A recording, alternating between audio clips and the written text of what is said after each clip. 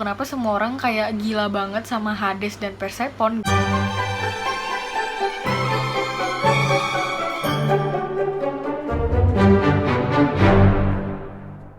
Welcome back.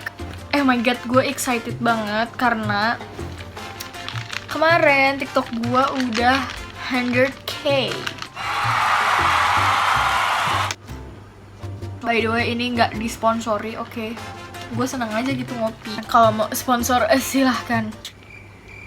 Karena video ini banyak banget di request si Dewa ini nih, gue udah nyari tentang Dewa ini tuh kemana-mana ya. Ternyata tuh ceritanya nggak banyak, men. Okay, so gue mau ngebahas Dewa yang tinggal di Underworld.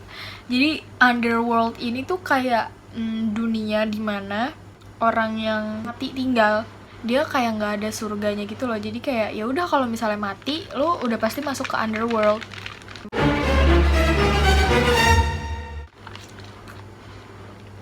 Hades ini sama kayak Zeus dan Poseidon. Ini merupakan anak Kronos dan Rhea yang dimana dia nggak punya masa kecil karena dia ditelan sama si Kronos, tapi diselamatin sama Zeus. So, kalau misalnya kalian belum tahu ceritanya kayak apa, kalian bisa lihat di video gue yang Zeus atau yang Poseidon. Nah, Hades ini waktu perang Titanomakhia itu dia memiliki helm. Fungsinya itu bisa membuat dirinya invisible. Jadi pas lagi perang Titanomakhia yang berjalan selama 10 tahun itu, dia bisa mengalahkan musuh-musuhnya dengan cara tidak terlihat. Dia itu sebenarnya bukan dewa kematian ya, maksudnya kayak yang menentukan siapa yang hidup siapa yang mati, enggak. Dia bener-bener cuman ngurusin orang-orang yang udah mati. Nah, dia itu disebut juga dewa terkaya. Kenapa? Karena segala macam bentuk kekayaan bumi yang ada di dalam bawah tanah itu miliknya dia juga.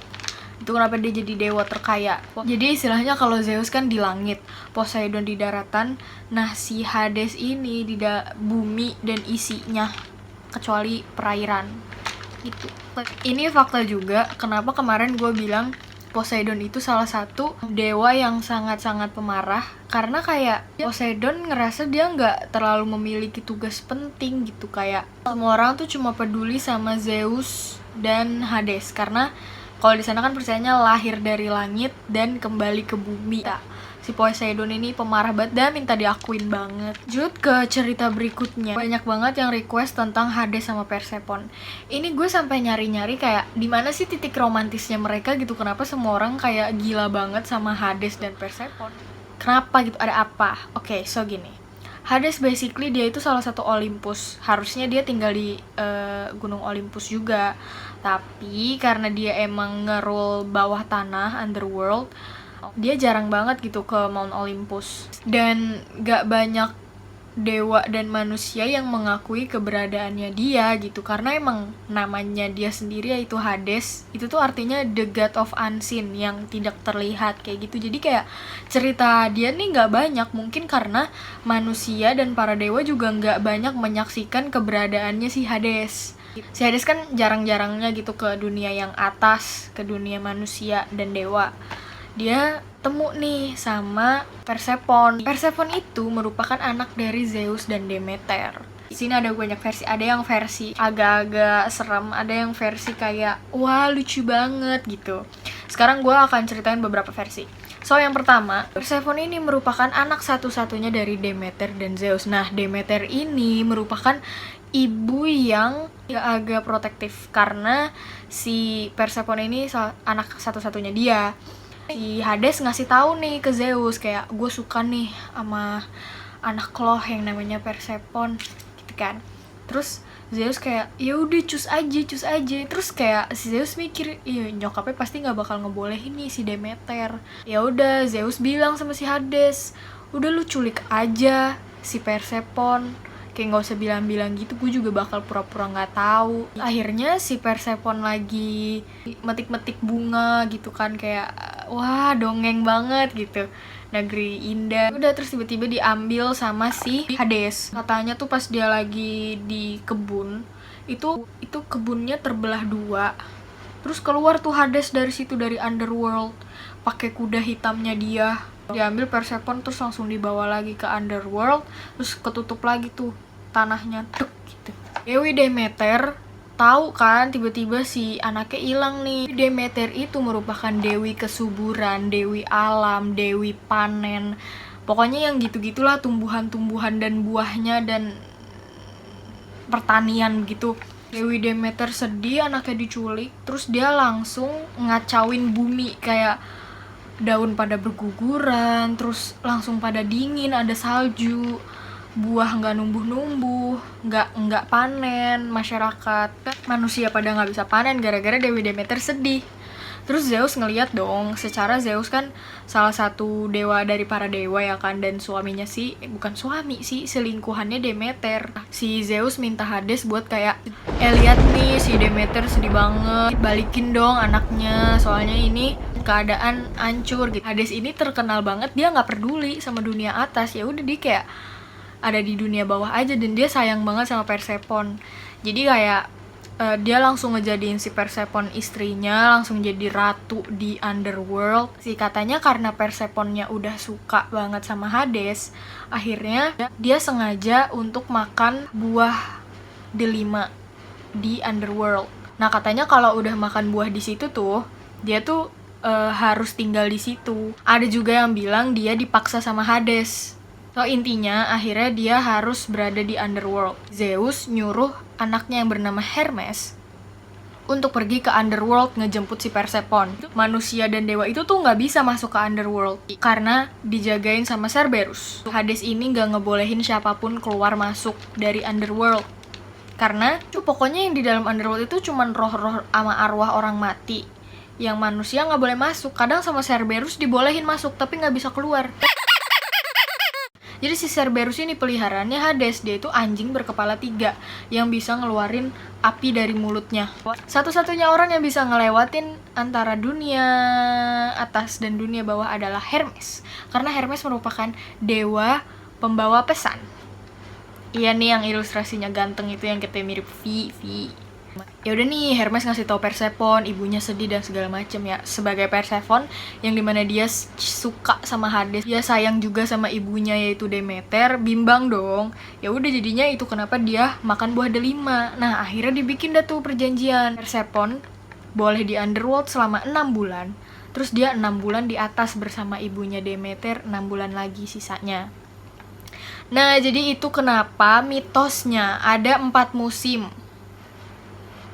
Iya, di sana, di barat, bukan di sini. Secara mitologi Yunani tuh katanya si Demeter 6 bulan sedih, itu makanya ada musim gugur sama musim dingin. Sementara pas si Persephone balik ke Demeter, Demeternya jadi seneng, terus itu makanya ada musim semi, apa sih satu lagi?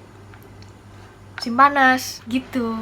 Nggak sih orang selain Hermes dan Hades sendiri yang pernah ngelewatin underworld? Ada beberapa orang yang mencoba untuk masuk ke underworld dengan berbagai alasan. Jadi yang pertama alasannya itu biasanya gara-gara mau menyelamatkan salah satu teman, keluarga, atau apapun yang udah mati. Jadi ada pemusik bernama Orpheus. Jadi Orpheus ingin mengambil istrinya dari dunia bawah karena dia waktu itu mati gara-gara digigit ular. Hades itu sebenarnya tuh baik, guys. Cuman karena orang salah paham aja dan gak banyak melihat kebaikannya dia gitu loh. Jadi kayak kalau di film-film tuh selalu digambarkan kayak villain gitu, padahal dia gak aneh-aneh kelakuannya, biasa aja. Ya udah nih, si musisi ini minta tolong sama Hades, minta ampunan, dia pengen bawa istrinya balik lagi ke dunia. Dibolehin sama Hades dengan syarat ketika dia bawa istrinya, kan digandeng gitu ya ke dunia atas, itu tuh dia nggak boleh ngelihat istrinya. Jadi kayak udah lu kayak tarik aja sampai ke atas. Nah, sampai di atas baru lu udah bisa ngelihat. Tapi si musisi ini nih, si Orpheus ini nggak dengerin si Hades. Akhirnya dia ngelihat si istrinya, mungkin karena kangen apa gimana gitu ya, sedih gitu kali dia. Ya udah, akhirnya istrinya tiba-tiba menghilang. Terus dia minta sama Hades lagi, sama Hades kayak nggak dikasih kesempatan kedua. Karena banyak bilang yang dia tuh dewa yang setia dan segala macem, kabarnya tuh dia sebenarnya punya selingkuhan. Jadi nama selingkuhannya itu Minthe gitulah, Minthe. Gua nggak ngerti cerita yang lengkapnya kayak gimana. Yang jelas setelah diketahui sama Persephone, Persephone marah banget sama si Minte ini dan dia dikutuk menjadi daun mint. Itulah asal muasal daun mint menurut kepercayaan mitologi Yunani. Apakah Hades memiliki anak? Ini sebenarnya simpang siur banget karena banyak banget yang bilang dia sebenarnya nggak punya. Tapi ada juga yang bilang punya. Namanya itu Makaria. Makaria ini terkenal banget karena arti namanya itu adalah blessing death, peaceful death, gitu deh. Pokoknya kayak kematian yang peaceful. Terus ada lagi yang bilang nama anaknya merupakan Melinoe. Jadi dia itu merupakan dewi dari hantu-hantu. Nah, Melinoe ini katanya sering ngejailin manusia-manusia di mitologi Yunani. Dia sering berubah-berubah jadi wujud-wujud yang menyeramkan gitu. Terus emang niatnya buat nakut-nakutin orang. Katanya ini tuh merupakan anak Hades, tapi banyak juga versi yang bilang kalau misalnya ini tuh anak Zeus dan Persephone. Jadi si Zeus ini ngebohongin Persephone dengan berpura-pura merubah wujud menjadi Hades. Sumpah jahat banget kan si Zeus, gue gak ngerti lagi. Kayak Persephone kan anaknya dia sendiri dan bahkan istri dari kakaknya sendiri. Ngerti kan? Jahat banget. Terus dia ngibulin Persephone dengan pura-pura jadi Hades. Terus makanya tuh anaknya jadi Melinoe kayak gitu. Ya itu aja sih yang gue cari di internet ya. Kalau misalnya kalian punya cerita-cerita lebih tentang Hades yang menarik banget, kalian bisa tulis di komen karena gue juga pengen tahu banyak lagi nih tentang Hades. Thank you guys for watching. Jangan lupa like video, komen, follow sosial media aku yang lainnya untuk tahu update terbarunya, dan subscribe. Bye bye.